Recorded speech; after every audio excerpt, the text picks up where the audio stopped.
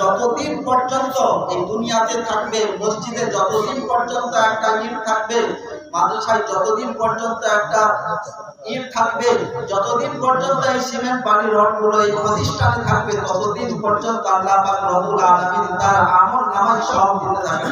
সুবহানাল্লাহ। জোরে জোরে বলবেন না সুবহানাল্লাহ। সুবহানাল্লাহ। তো এই দান কি আমাদের বৃথা যাবে? তাহলে যদি বৃথা না যায়, আল্লাহর কসম খেয়ে বলছি, আপনারা কাল কিয়ামতের দিবসে পাবেন, বৃথা যাবে না, বৃথা যাবে না, বৃথা যাবে না। এ দান যদি দেন, এটা আমিও নিয়ে যাব না। অনেকে বলছে, ইমাম সাহেব বলছে, অনেক গড়বড়, হ্যাঁ অনেক ব্যাপার আছে।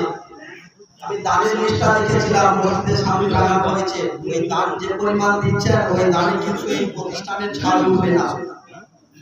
আপনারা একটু সচেষ্ট হন, এই প্রতিষ্ঠানের ছাদটা তোলার জন্য আপনারা সচেষ্ট হন।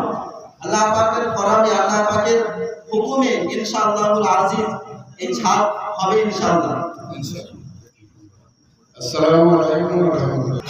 ঘোষণা করলেন কত? 6 লক্ষ টাকা, 6.5 লক্ষ টাকা দিনের দিনে ওটা হয়েছিল 30,000 টাকা। তাহলে অনেক হয়ে গেছে, আর তুলতে হবে না। কি আর তুলতে হবে না? এভাবে এগোবে, একটু সচেষ্ট হন না। তুলবেন না ইসলামিক প্রতিষ্ঠানটাকে তুলবেন না, গড়ে তুলতে পারবেন না এই ঈদগাহ ময়দানটাকে? আপনারা তো পারবেন যদি সচেষ্ট হন, পারবেন। অন্যান্য প্রতিষ্ঠানগুলোর দিকে তাকিয়ে দেখুন একটু। অন্যান্য জায়গায় নন্দীগ্রামে যে প্রতিষ্ঠানগুলো হচ্ছে, সেগুলোর দিকে তাকিয়ে দেখুন আমরা কত পিছিয়ে আছি। কতদিন থাকবো এইভাবে পিছিয়ে? আমরা তো বলে হেঁটে যাচ্ছি, পাচ্ছি না। আপনারা দেন, সচেষ্ট হন। আপনারা কি দেবেন না? দেন না। নিয়াত করুন না, কে দেবেন বলুন না। প্রথম নাম্বারে নাম বলুন না, কে দেবেন? একটা মোটা অঙ্কের টাকা বলুন না। বলবেন না কেউ নাকি নিয়াত করেছেন, যে বাড়ি থেকে নিয়াত করে এসেছে, আজকে বলবোই না। যতই বলুক, বলে হেঁটে যাক, বলবোই না। প্রথম স্টার্ট করছি, আমি 500 টাকা দিচ্ছি। নারায়ণ তাকবীর,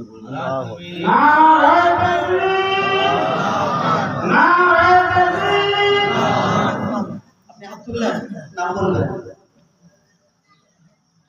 আকরাম ভাইয়ের উপরে 1000 টাকা। নারায়ণ তাকবীর। বলুন, আর কেউ বলুন। আমি শুনেছি এখান থেকে দান অন্য জায়গায় যায়, মোটা অঙ্কের দান অন্য প্রতিষ্ঠানে যাচ্ছে, কিন্তু এই ঈদগাহে আসছে না। কারণ কি? খলিল খান সাহেব ওয়াদা ছিল, এক বছর শুনেছে 300